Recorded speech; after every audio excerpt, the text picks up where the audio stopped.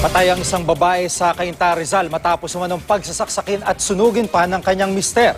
Bagong insidente, narinig pang nag-aaway ang mag-asawa tungkol sa illegal na droga. Si Mark Zambrano naka-alerto, 24. Sunog na sunog ang labi ni Lolita Contiga nang makuha sa kwarto ng nasunog nilang bahay sa Cainta, Rizal. Base sa investigasyon, sadya umanong sinunog ang bahay ng mismong asawa ng biktima na si Joel Contiga. Narinig pa raw ng kanilang pamangkin ng pagtatalo ng mag-asawa. Laking gulat daw niya nang biglang may tumago sa dingding na isang patalim. Pagsilip ko doon, yung asawa niya pala nakatali na. Hindi ko man alam kung sinaksak ngayon. Kasi may dugo eh. Patay na pala. Merong posporo. Sinunog niya yung kortina. Nadamay pa sa sunog ang siyam na katabing bahay. Bago tumakas ang suspect, inundayan pa raw nito ng saksak sina Jess De Leon at Josefino Balmores. Kritikal si Balmores.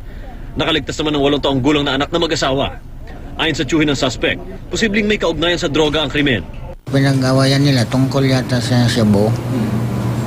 Sabi nung asawa, nagmumura kasi yung asawa.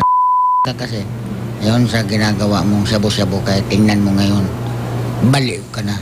Hinahanap pa ang suspect. Una-una po, kakasuhan natin siya ng murder